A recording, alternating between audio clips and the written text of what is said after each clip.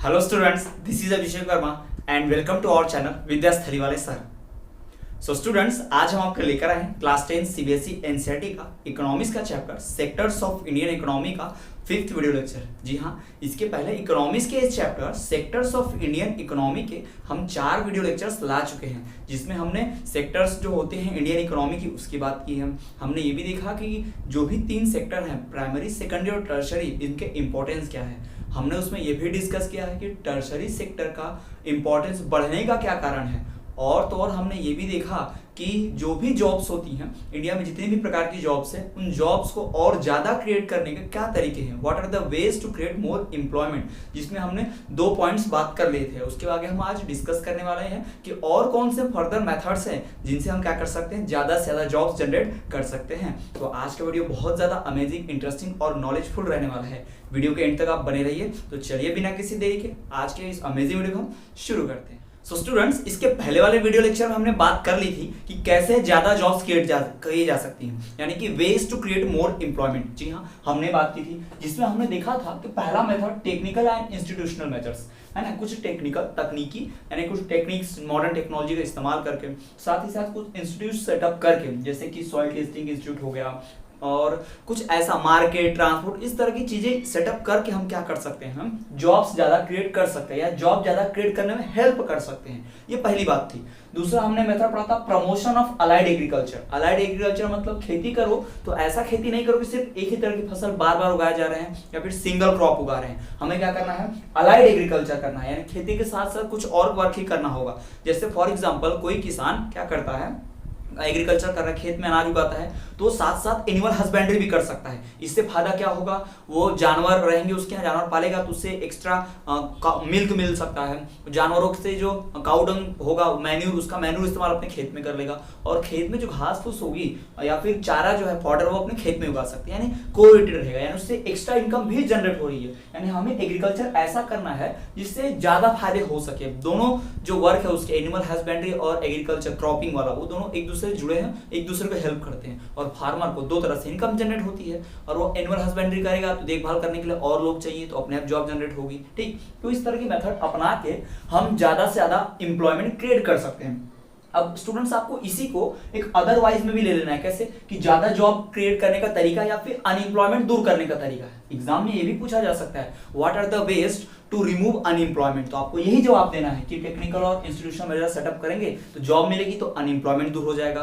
आपको फिर ये लिखना पड़ेगा, हम अलाइड एग्रीकल्चर को ज्यादा प्रमोट करेंगे, इस तरह की खेती करेंगे तो ज्यादा लोग को एम्प्लॉयमेंट मिलेंगे, तो अनएम्प्लॉयमेंट अपने आप दूर होगा। यानी जो तरीके से ज्यादा एम्प्लॉयमेंट हम जनरेट कर रहे हैं ना, वही सेम तरीका है अनएम्प्लॉयमेंट को कम करने के लिए। तो आपको ध्यान रखना है, अक्सर एग्जाम में ऐसे ट्रिकी सवाल ही आते हैं, ट्रिकी क्वेश्चंस। आपको जो पढ़ाया जाता है वो नहीं आएगा, आपको जो पढ़ाया गया है बिल्कुल उसी के बेस पर कुछ ट्रिकी आएगा, उल्टा आएगा। यहाँ आपको टॉपिक दिया है क्रिएटिंग मोर एम्प्लॉयमेंट। आपको क्वेश्चन दिया जा सकता है बोर्ड एग्जाम में, वेज टू रिड्यूस अनएम्प्लॉयमेंट। अब जो बच्चे ध्यान से नहीं पढ़ते हैं उन्हें क्या लगता है, टीचर ने तो सिर्फ पढ़ाया था कि क्रिएटिंग मोर एम्प्लॉयमेंट, अब हमें तो ऐसा पढ़ाया नहीं किया। तो आप खुद का माइंड, खुद का सेंस ऑफ ह्यूमर इस्तेमाल कीजिए। अब आप बोर्ड क्लास में तो आपको इसी तरह के सवाल आएंगे और इसी तरह से आपको एक्सपेक्ट भी करना है कि बोर्ड में अक्सर आपसे ऐसा ही पूछा जाएगा, तो ध्यान रखना है आपको। ठीक है, अब हम तीसरा मेथड जो पढ़ने जा रहे हैं क्रिएटिंग मोर एम्प्लॉयमेंट का या फिर अनएम्प्लॉयमेंट दूर करने का, वो हमारा तीसरा मेथड है focus on small scale industries and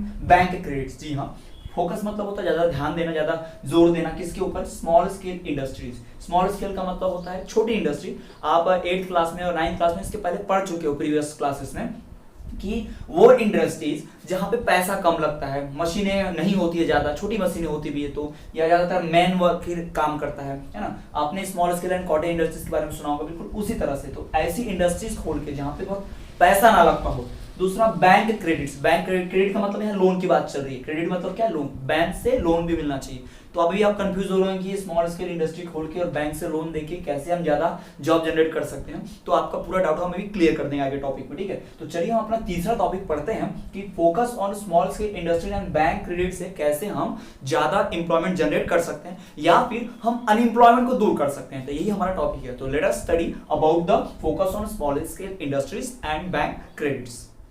so students, हमें डिस्कस करना है कि जो भी स्मॉल स्केल इंडस्ट्रीज होती हैं और बैंक रेट होते हैं, ये क्या होता है और इनकी मदद से कैसे हम ज़्यादा एम्प्लॉयमेंट जनरेट कर सकते हैं या फिर अनएम्प्लॉयमेंट को दूर कर सकते हैं। तो यही हमें डिस्कस करना है। तो पहले एक बात आप क्लियर कर लीजिए कि स्मॉल स्केल इंडस्ट्रीज क्या होता है। लघु उद्योग बोलते हैं उसको, छोटे इंडस्ट्रीज बोलते हैं। ठीक है, छोटी इंडस्ट्री की खासियत क्या है, आप इस स्मॉल स्केल इंडस्ट्रीज की खासियत को पहले जानिए। आपको जो भी एग्जाम में टर्म आता है ना, मान लीजिए कि आप बोर्ड एग्जाम दे रहे हैं तो आपको कुछ ऐसे टर्म्स आएंगे, अक्सर आपको ऐसा सवाल आएगा जो आपको नहीं पढ़ाया गया होगा या फिर वो पढ़ाया गया होगा लेकिन वो कुछ और वर्ड्स चेंज करके आए होंगे, तो आपको समझना कैसे कि उसका जवाब हमें क्या लिखना है। ठीक, तो समझने के लिए आप कुछ खास वर्ड्स, कीवर्ड्स को ढूंढिए, उन्हें समझिए वो क्या कहते हैं। तो हम बात कर रहे हैं स्मॉल स्केल इंडस्ट्रीज की। स्मॉल स्केल इंडस्ट्रीज में क्या होता है, इनपुट कम लगता है। स्मॉल स्केल इंडस्ट्रीज में क्या लगता है, इनपुट कम लगता है। इनपुट क्या होगा, लेस। ठीक, इनपुट कम है और यहाँ पे जो बड़ी मशीनें नहीं रहने वाली, क्योंकि भाई छोटी इंडस्ट्री ना, छोटी इंडस्ट्री में बहुत बड़ी मशीन लगाएंगे तो क्या होगा, बहुत बड़ी मशीन मतलब उसके अंदर वैसे भी इनपुट थोड़ा देना है लेकिन मशीन बड़ी लगा दी, तो इतनी बड़ी मशीन थोड़े से काम के लिए चल रही है, कोई फायदा नहीं होगा। यानी इंडस्ट्री स्मॉल है तो उसके अंदर मशीन भी कैसी लगती है, स्मॉल, है ना, स्मॉल मशीन्स होती है, वहां पर स्मॉल मशीन्स होती हैं।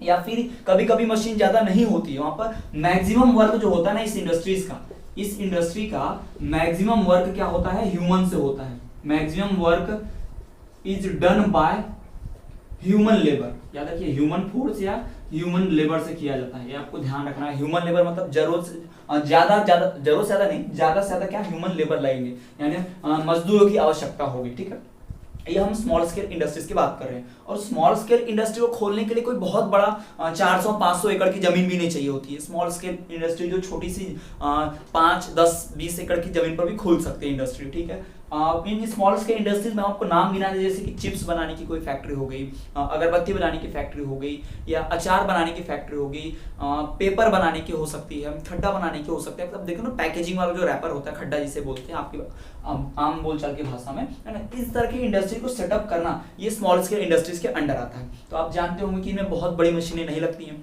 बहुत बड़ी मशीनें अगर लगाएंगे तो पैसा बहुत लग जाएगा ना। तो मान लीजिए अगरबत्ती बनाना है, अगरबत्ती बनाने के बहुत बड़ी बड़ी मशीनें लगा ली, ठीक, और हम अगरबत्ती बना रहे हैं तो गांव के इलाके में इतनी छोटी, इतने महंगी अगरबत्ती खरीदेगा कौन, क्योंकि महंगी मशीन से बनी है, बड़ी मशीन से। तो क्या होता है, स्मॉल स्केल इंडस्ट्री में बहुत कम सामान देना पड़ता है, छोटी छोटी मशीनें रहती हैं। ज्यादातर काम जो होता है कौन करता है, लेबर्स करते हैं हाथों से। अपने आप अक्सर इस इंडस्ट्रियल एरिया जो आपका बोरगांव, एकेवीएन, खैरी और बोरगांव का जो एरिया है पूरा इंडस्ट्रियल, वहाँ देखेंगे आप बहुत सारी छोटी छोटी इंडस्ट्रीज हैं, बहुत सारे लेबर, यंग जनरेशन के लोग, साथ ही साथ विमेंस भी जो है बहुत सारी जाती हैं जॉब करने के लिए। अक्सर आप देख पा रहे होंगे 5-6 हज़ार में या दिन की 200 रुपये रोजी पे काम करते हैं। वहाँ पर डे उनका जो वेज रहता है मजदूरी 200 रुपये, 180 रुपये, 250 रुपये की मजदूरी पर जाते हैं। आपने कईयों का आस पड़ोस में देखा होगा कि वो सब ऐसा काम करते हैं। तो स्मॉल स्केल इंडस्ट्रीज में क्या होता है, सब स्मॉल होता है। स्मॉल सब होता है मतलब उसमें इनपुट भी कम देना है तो आउटपुट भी कम मिलेगा, मशीनें भी स्मॉल होंगी, ठीक। लेकिन इसमें मशीन छोटी है तो इसमें ज्यादा काम किसके हाथों होगा, लेबर्स के हाथ होगा। अब मान लीजिए एक छोटी फैक्ट्री हमने खोल दी स्मॉल स्केल इंडस्ट्री एक गाँव में, तो क्या होगा, वहां पर ज्यादा लोग जो मजदूर क्या होंगे, जॉब कर सकते हैं। क्यों, क्योंकि यहाँ पे ह्यूमन लेबर की आवश्यकता ज्यादा होती है स्मॉल स्केल इंडस्ट्री में। और रूरल एरियाज में, गांव में, विलेजेस में क्या होता है, या तो सीजनल अनएम्प्लॉयमेंट होता है या फिर आपने देखा होगा कि डिस्गाइज अनएम्प्लॉयमेंट होता है। यानी एक बार फसल लगा दी तो 5-6 महीने खाली बैठे हैं, तो क्या होगा, एक बार फसल लगा देगा किसान तो 5-6 महीने जब वो खाली बैठा है उस टाइम पे इस तरह की कंपनीज में जॉब कर लेगा वो पर डे के हिसाब से, तो उसे महीने का 3-4 हज़ार रुपये, 5 हज़ार रुपये मंथली पेमेंट भी आ सकता है अगर वो इस तरह की इंडस्ट्रीज में काम करेगा।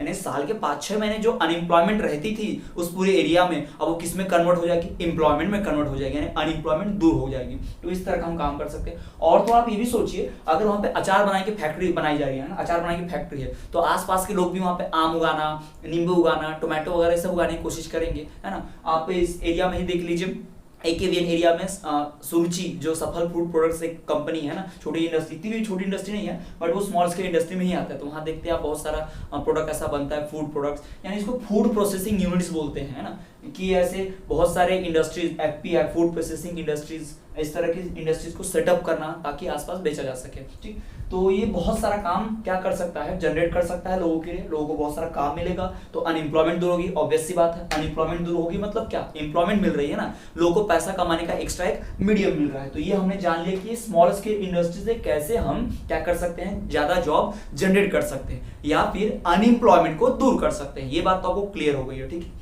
ये तो हमने समझ लिया स्मॉल स्केल इंडस्ट्रीज के टर्म को, ठीक है।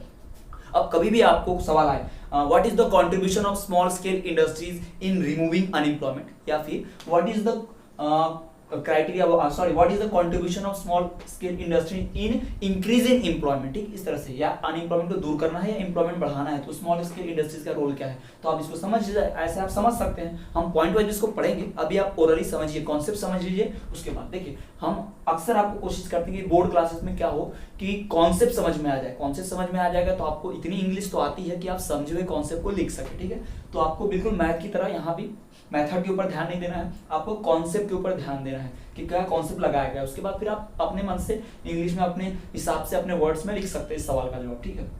अब आते हैं हम बैंक के क्रेडिट पे, ठीक, हमने बात कर ली किसकी, स्मॉल स्केल इंडस्ट्रीज की बात कर ली है। अब हम बात करेंगे कि बैंक क्रेडिट क्या है। जी हाँ, बैंक का क्रेडिट जो है, ये क्रेडिट का मतलब लोन समझे ना, इसके बारे में हम बताते हैं आपको। देखिए बैंक क्रेडिट कैसा होता है। सबसे पहले तो आप बैंक के बारे में तो आप जानते हैं और क्रेडिट के बारे में समझ लीजिए। क्रेडिट का मतलब क्या होता है, लोन। क्या होता है क्रेडिट का मतलब होता है लोन, ठीक है। अब लोन जो होते हैं यानी कि क्रेडिट जो होता है वो दो तरह का होता है। इसको आप बहुत डिटेल में इकोनॉमिक्स के आगे फर्दर चलते हैं, बहुत ज्यादा डिटेल में पढ़ने मिलेगा, पर आपको ऑलरेडी हम यहाँ समझा देते हैं। जो बैंक का लोन होता है वो दो तरीके का होता है। कोई भी लोन दो तरीके का, एक होता है फॉर्मल और एक होता है इनफॉर्मल। फॉर्मल इनफॉर्मल का मतलब क्या, फॉर्मल मतलब होगा ऑफिशियल, गवर्नमेंट के द्वारा डिसाइडेड। इनफॉर्मल का मतलब नॉन ऑफिशियल, जो गवर्नमेंट डिसाइड नहीं करती। अगर आप किसी बैंक से लोन लेने जाओगे तो क्या होगा, उस बैंक में फिक्स होगा कि आप जितना भी लोन लोगे उसके ऊपर कितना % इंटरेस्ट लगने वाला है, सिंपल इंटरेस्ट या कंपाउंड इंटरेस्ट जो भी लगने वाला है वो फिक्स होता है। आप इतना तो मैथ्स में पढ़ चुके हैं, सिंपल इंटरेस्ट कंपाउंड इंटरेस्ट के बारे में, ये आप समझ रहे होंगे ना, यही मान के हम चल रहे हैं। तो बैंकों में क्या होता है, फॉर्मल डिसाइड होता है। बट आप किसी रिश्तेदार से, किसी आस पड़ोस से, किसी और पर्सन से क्या मांगते हो, उधार मांगते हो, या फिर ब्याज पे पैसे लेना, आपने सुना होगा ना अक्सर।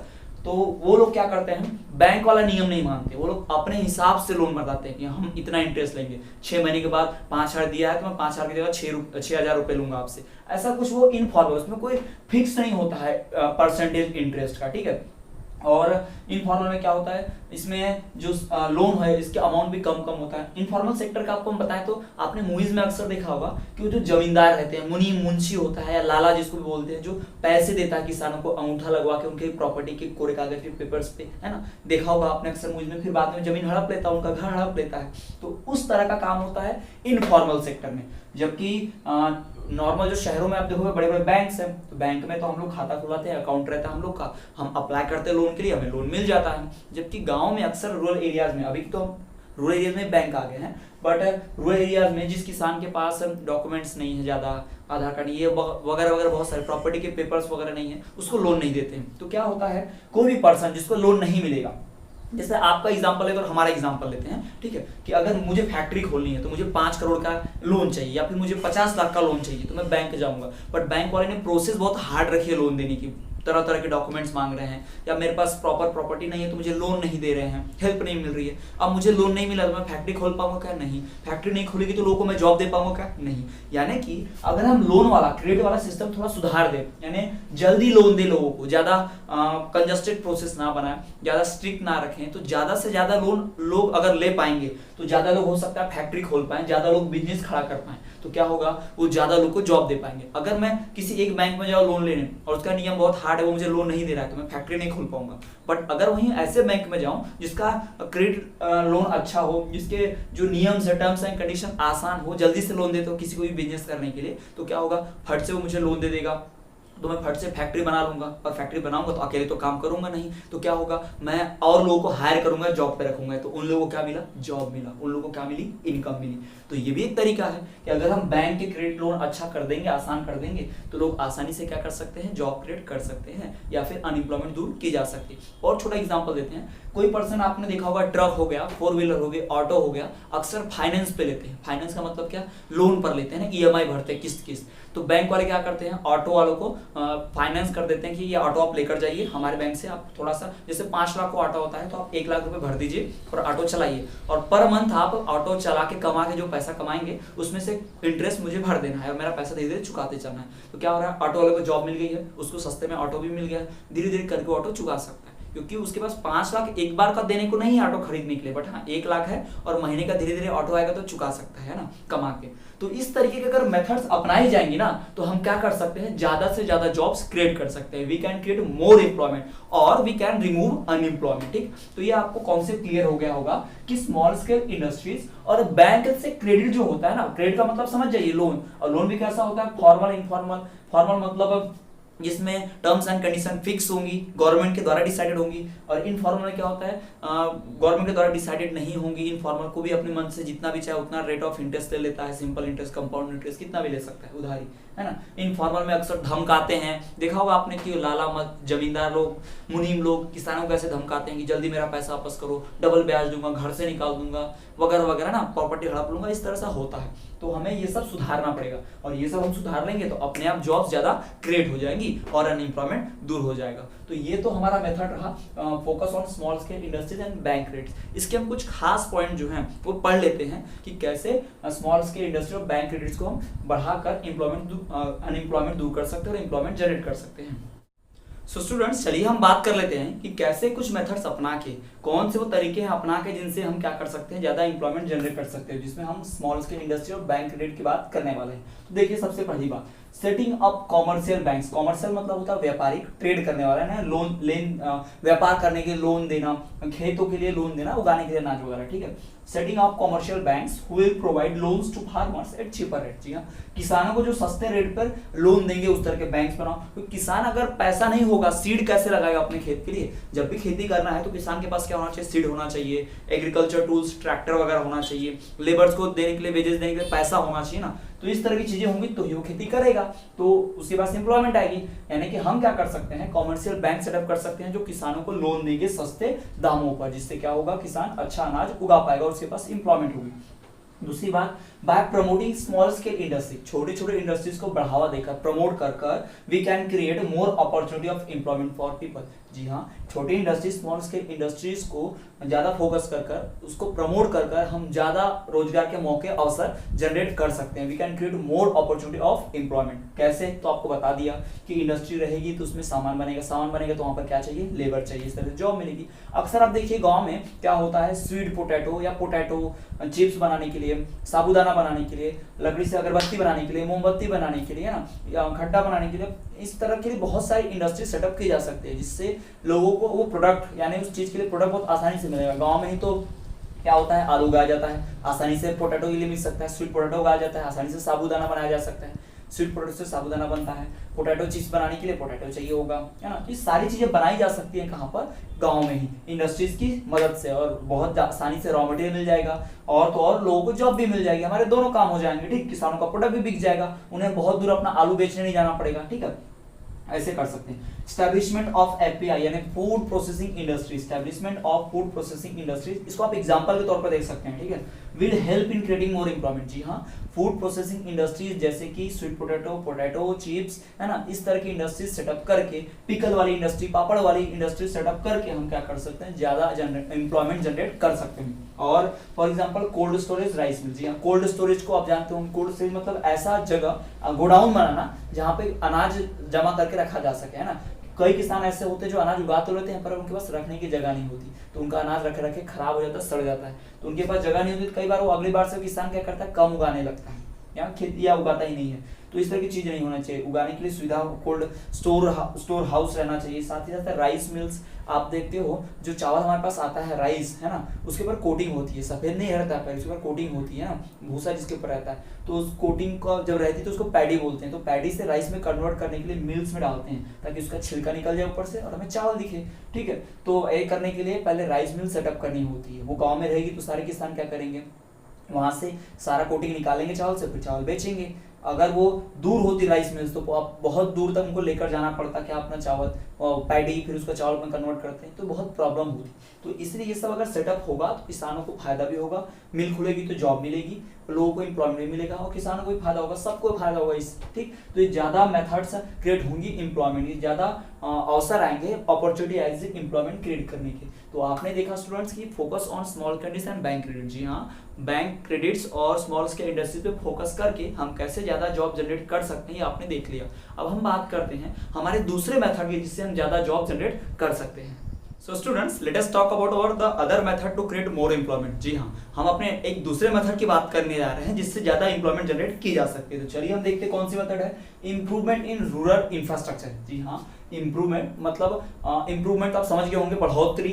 रूरल इंफ्रास्ट्रक्चर, रूरल मतलब गांव में, है ना, गांव खेड़े में। इंफ्रास्ट्रक्चर का मतलब होता है बेसिक फैसिलिटीज। जी हाँ, इंफ्रास्ट्रक्चर का मतलब क्या होता है, बेसिक फैसिलिटीज होता है। ये आप ध्यान रखिए, कभी भी आपको इंफ्रास्ट्रक्चर बढ़ा है तो बेसिक फैसिलिटी जैसे कि इलेक्ट्रिसिटी, रोड, वाटर, डैम वगैरह जो भी बेसिक फैसिलिटी होती है ना, मूलभूत सुविधाएं जिसे हिंदी में कहते हैं, ये ध्यान रखना आपको।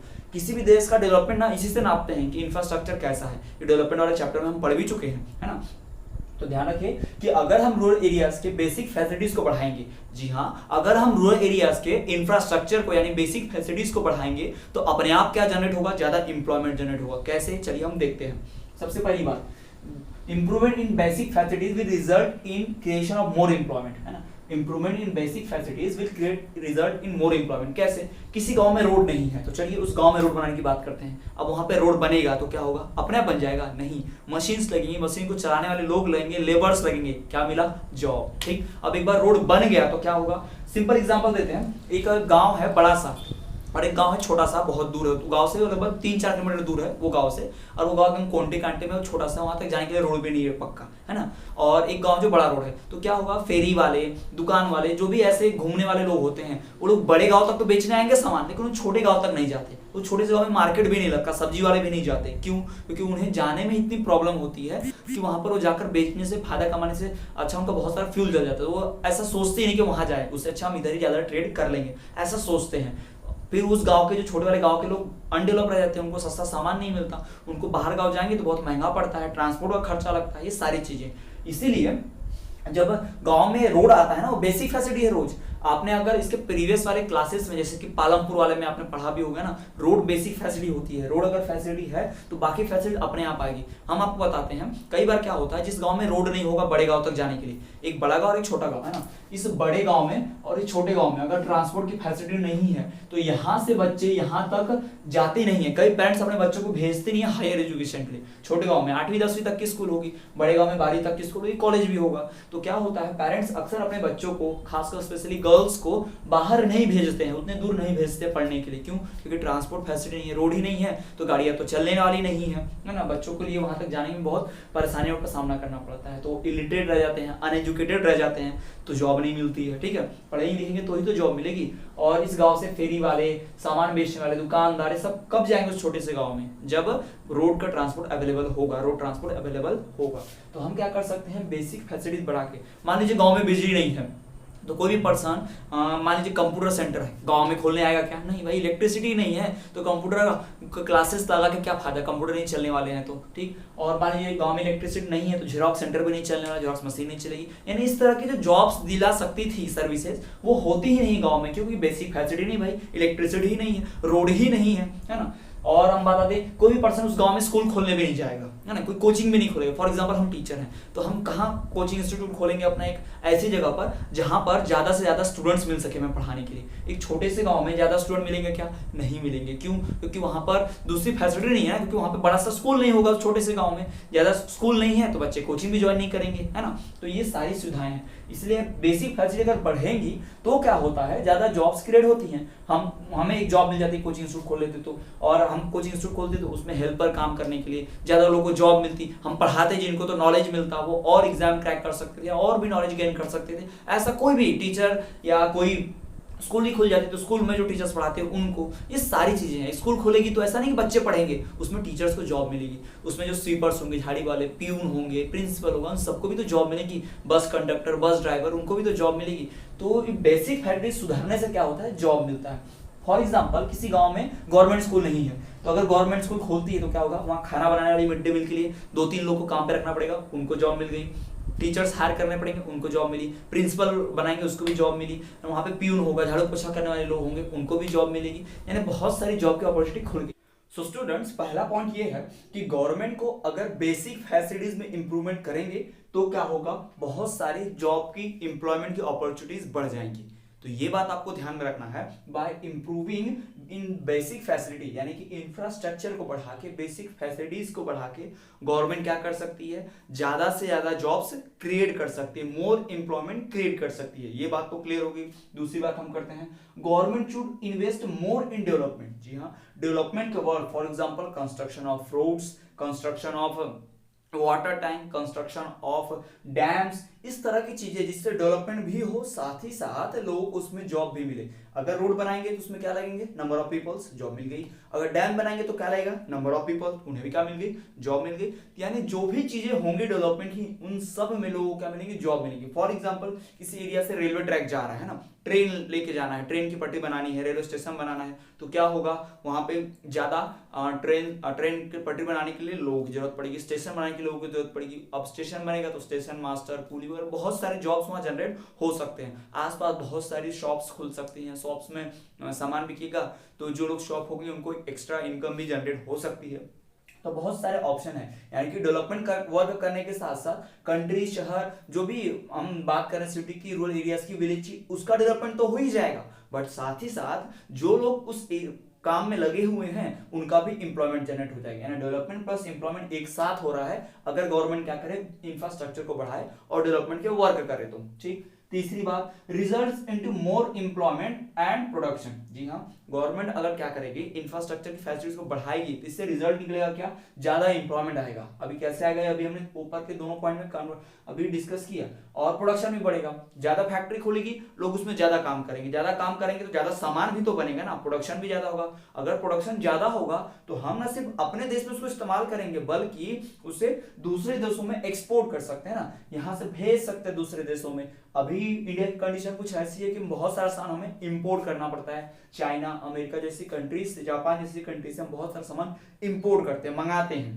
तो बदले में पैसा देना पड़ता है। लेकिन अगर हम खुद ही बनाने लग जाएं तो हम क्या होगा, इस्तेमाल कर लेंगे, बाहर से तो मंगाएंगे नहीं, पैसा बचेगा, और जो एक्स्ट्रा बचा उसको हम बेचेंगे, बाहर भेजेंगे, तो हमें एक्स्ट्रा इनकम होगी। पहली कंडीशन ये थी, अच्छी इंफ्रास्ट्रक्चर नहीं है, तो ये कंडीशन थी कि हमें पैसा देना पड़ रहा था सामान लेने के लिए। और इंफ्रास्ट्रक्चर अच्छा हो जाए तो क्या फायदा होगा कि अब हमें पैसा मिलेगा अपना सामान देने के लिए। तो ये सारी चीजें हो सकती हैं अगर हम इंफ्रास्ट्रक्चर, रूरल इंफ्रास्ट्रक्चर पर ध्यान दें तो गवर्नमेंट को ये उपाय अपना के क्या कर सकते हैं, एम्प्लॉयमेंट को इंक्रीज कर सकते हैं। तो चलिए अब हम पढ़ते हैं हमारा next method to create more employment. So students, let us talk about one more method to create more employment. जी हाँ, हम एक और मेथड की बात कर लेते हैं जिससे हम क्या कर सकते हैं, ज्यादा से ज्यादा जॉब जनरेट क्रिएट कर सकते हैं। वो मेथड है improvement in education and health sector. जी हाँ, आप सभी बहुत अच्छी से भली भांति जानते हैं कि एजुकेशन सेक्टर में, यानी कि शिक्षा क्षेत्र में, और हेल्थ सेक्टर में यानी स्वास्थ्य सेक्टर में बहुत सारी संभावनाएं हैं, अपॉर्चुनिटीज हैं कि हम क्या कर सकें, बहुत सारा चेंजेस ला सके, जिससे हम क्या कर सकते हैं, ज्यादा से ज्यादा एम्प्लॉयमेंट जनरेट कर सकते हैं। आप जानते हैं कि बहुत सारे ऐसे गांव हैं जहां पर आज तक स्कूल नहीं है, या फिर लोअर स्कूल है, मिडिल तक है, तो प्राइमरी तक है, तो हायर स्कूल नहीं है, ये आप जानते हैं। छोटा सा हॉस्पिटल है तो बड़ा सा एक गवर्नमेंट हॉस्पिटल नहीं है, ये सारी चीजें आप जानते हैं। तो हर गांव में एक हॉस्पिटल होगा तो वहां पर हेल्थ वर्कर्स चाहिए होंगे, हर गांव में एक स्कूल होगा तो वहां पर क्या होगा, बहुत सारे टीचर्स और हेल्थ और जो दूसरे वर्कर्स होंगे वहां पे काम करने वाले, नॉन टीचिंग स्टाफ, सबकी जरूरत पड़ेगी। यानी एजुकेशन फील्ड भी सुधरेगी, एजुकेशन भी अच्छा मिलेगा बच्चों को, इलिटरेट भी होंगे सब, है ना, और साथ ही साथ पढ़ने लिखने के बाद जॉब भी हासिल कर पाएंगे। और उस एजुकेशन सेक्टर को बढ़ाने के लिए भी और जॉब की जरूरत पड़ गई। ठीक, और दूसरा जो हेल्थ सेक्टर है उसमें डॉक्टर्स, नर्सेस, इन सब की जरूरत पड़ती है, साथ ही कंपाउंडर्स की भी भर्ती होती है, तो उनको भी जॉब मिलती है। साथ ही साथ आसपास के लोगों को हेल्थ फैसिलिटी मिलती है तो उनकी हेल्थ भी अच्छी होती है। तो इस तरह से और एम्प्लॉयमेंट क्रिएट करने के चांसेस होते हैं। यानी हम एजुकेशन और हेल्थ सेक्टर को इंप्रूव करके क्या कर सकते हैं, बहुत सारी जॉब जनरेट कर सकते हैं। तो चलिए हम जानते हैं कि एजुकेशन और हेल्थ सेक्टर को जनरेट करने से कैसे जॉब मिलेगी और क्या होगा। देखिए, there is a lack of education and health care facility in villages. ये आप सभी जानते हैं कि ग्रामीण क्षेत्रों में, रूरल एरियाज में अभी भी एजुकेशन और हेल्थ फैसिलिटी बहुत कमी है। एजुकेशन की कमी कैसे है, आप अक्सर देखते होंगे गवर्नमेंट स्कूल की पढ़ाई का लेवल क्या होता है, हिंदी मीडियम ही है, इंग्लिश मीडियम नहीं होता है ना। और आप देखते होंगे कि बच्चों को हायर स्टडीज के लिए, 12th की स्टडीज के लिए, 12th के बाहर की स्टडीज के लिए उन्हें दूसरे गांवों तक जाना पड़ता है, दूसरे टाउन्स तक, इवन दूसरे डिस्ट्रिक्ट में भी जाना पड़ता है कई बार, है ना। तो अगर हम क्या करें, रूरल एरियाज में ही 12th तक की हायर सेकेंडरी तक स्कूल्स या गवर्नमेंट कॉलेज ओपन कर दें तो क्या हो सकता है, ज्यादा से ज्यादा लोगों को एजुकेशन भी मिलेगी और ज्यादा से ज्यादा लोगों को जॉब भी मिलेगी। यानी एक काम करके हम दो फायदा कर सकते हैं अपने कंट्री का, अपने पीपल का। दूसरा, हेल्थ फैसिलिटीज में भी आप जानते हैं हर गांव में तो हॉस्पिटल नहीं है, तो हर गांव में एक छोटा हॉस्पिटल भी खोल देंगे, कम से कम डॉक्टर, नर्स, वहां पे काम करने वाले वर्कर्स, इनको जॉब मिलेगी और वहां के आसपास के लोगों को अच्छी हेल्थ फैसिलिटी भी मिलेगी। यानी एक ही चीज से हम दो काम कर सकते, दो फायदा उठा सकते हैं, ज्यादा जॉब भी जनरेट कर सकते हैं और फैसिलिटी भी बढ़ा सकते हैं, लोगों की हेल्थ अच्छी कर सकते हैं, लोगों को एजुकेशन भी अच्छा दे सकते हैं। हमारे इंडिया का जो प्लानिंग कमीशन है, आप जानते होंगे प्लानिंग कमीशन योजना आयोग है ना, उसने क्या किया है, सर्वे किया, तो सर्वे से पता चला कि अकेले एजुकेशन सेक्टर में ही according to planning commission nearly 20 lakh jobs can be generated in education sector. जी हाँ, अकेले एजुकेशन सेक्टर में ही itself they can generate 20 lakh job. जी हाँ, 20 लाख से ज्यादा रोजगार, 20 लाख से ज्यादा लोगों की जरूरत है एजुकेशन सेक्टर में। टीचर्स की कमी है, कहीं पर स्कूल नहीं है, स्कूल है तो एक ही टीचर 3-3, 4-4 क्लासेस को अकेले पढ़ा रहा है, पहले से 5वीं तक के लिए 2 ही टीचर है, वही टीचर सबको पढ़ा रहे पूरा। तो इस तरह की कंडीशन भी है इंडिया में। तो हमारा जो पूरा प्रोसेस है गवर्नमेंट वो थोड़ा सा कॉम्प्लेक्स और बहुत ओल्ड है जॉब देने का प्रोसेस, जिसकी वजह से ज्यादा लोग जॉब जनरेट नहीं कर पा रहे हैं, डिजर्विंग कैंडिडेट जॉब नहीं ले पा रहे हैं, तो जिसका खामियाजा भुगतना पड़ रहा है बच्चों को और कंट्री की लोअर हेल्थ और एजुकेशन फैसिलिटीज को। ठीक, similarly we can have more doctors, nurses etcetera to improve health facility. जी हाँ, इसी तरह से जैसे एजुकेशन फैसिलिटी बढ़ा के जॉब ज्यादा मिलेगी, वैसे ही हेल्थ फैसिलिटी बढ़ा के हम क्या कर सकते हैं, ज्यादा जॉब जनरेट कर सकते हैं, ज्यादा नर्सेस, ज्यादा डॉक्टर्स, ज्यादा अदर हेल्थ वर्कर जैसे कि स्वास्थ्य कार्यकर्ता, जिसको आशा बहन भी बोलते हैं ना, आशा वर्कर जिनको कहा जाता है, ये सारी चीजें अगर हम इन लोगों को हायर करेंगे तो हेल्थ फैसिलिटी बढ़ेगी, साथ ही साथ इनको क्या मिलेगी, जॉब मिलेगी। अब इनको जॉब मिलेगी तो इनके पास पैसा आएगा, तो ये अपने बच्चों को अच्छा पढ़ा लिखा पाएंगे, तो इनके बच्चे एजुकेट होंगे तो और अच्छी जॉब जनरेट कर पाएंगे। तो क्या हो सकता है, पूरी चेंज शुरू हो सकती है अगर कुछ ऐसी फैसिलिटीज हम शुरू करें तो डेवलप्ड कंट्रीज यही करती हैं, डेवलप कंट्रीज में यही और हमारी कंट्रीज में यही फर्क है कि डेवलप कंट्रीज ने बहुत पहले शुरू कर दिया था और वो आज डेवलप कंट्री की कैटेगरी में है, जबकि हम अभी शुरू कर रहे हैं धीरे धीरे, तो हम डेवलपिंग में हैं। ठीक, तो इसी तरह से हम क्या कर सकते हैं, मोर नंबर ऑफ एम्प्लॉयमेंट क्रिएट कर सकते हैं। और भी गवर्नमेंट कुछ स्कीम्स होती हैं, जैसे कि यंग लोगों को, युवा लोगों को स्किल सिखाना, जैसे आप सुने होंगे प्रधानमंत्री कौशल विकास योजना है ना, PMKVY, उसमें क्या होता है, स्किल सिखाई जाती है यंग लोगों को। जो बेरोजगार लोग होंगे डबल चांस मिलता है कि वो कुछ सीख के जॉब ओपन कर सके ना। कुछ कोर्सेज, वोकेशनल कोर्सेज जैसे कि ITI हो गया, ITI में क्या होता है, उसमें लोगों को इलेक्ट्रिशियन, फिटर, मैकेनिकल चीजें सिखाई जाती हैं, यानी उन्हें पढ़ाया कम और प्रैक्टिकल सिखाया जाता है ताकि वो लोग जॉब जनरेट कर पाए। तो इस तरह की चीजें गवर्नमेंट कर सकती है। आप देखते हो रोजगार मेला लगता है ना, जॉब फेयर लगता है, जिसमें क्या होता है, तरह तरह की जिनके पास जॉब होती है, जैसे कंपनी वाले हैं, उन्हें वर्कर की जरूरत है तो वो मेले में जाते हैं और बोर्ड लगा के हायर करते हैं और वहाँ पे ढूंढते हैं कि कौन लोग जॉब के लिए लायक हैं उनके। तो इस तरह की चीजें की जा सकती हैं। तो गवर्नमेंट क्या कर सकती है, इस तरह की इंप्रूवमेंट अगर करेगी एजुकेशन सेक्टर में और हेल्थ सेक्टर में, तो ज्यादा से ज्यादा जॉब क्रिएट हो सकते हैं, जिससे क्या होगा, बहुत ही फायदा होगा कंट्री को एज वेल एज पीपल को। यानी मोर number of jobs can be created through this system. So students, आज की इस वीडियो लेक्चर में बात की कि कैसे स्मॉल स्केल इंडस्ट्रीज पे फोकस करके और बैंक क्रेडिट पे फोकस करके हम एम्प्लॉयमेंट जनरेट कर सकते हैं। हमने ये भी देखा कि कैसे इंफ्रास्ट्रक्चर फैसिलिटीज को बढ़ा के, साथ ही साथ रूरल एरियाज में एजुकेशन और हेल्थ फैसिलिटीज को बढ़ा के हम ज्यादा से ज्यादा जॉब जनरेट कर सकते हैं। तो ये मेथड्स है जिनसे हम मोर एम्प्लॉयमेंट क्रिएट कर सकते हैं। तो स्टूडेंट्स, यदि आपके पास और भी कुछ मेथड्स है, आप सजेशंस है, आइडियाज हैं जो आपको लगता है कि अगर ये मेथड्स अपनाए जाए तो इंडिया में और भी ज्यादा जॉब्स क्रिएट कर सकते हैं, तो आप वो कमेंट कीजिए, हमें जरूर कमेंट करके बताइए और हमें अच्छा लगेगा वो सुन के आपके थॉट्स। तो स्टूडेंट्स, आज के वीडियो लेक्चर में इतना ही।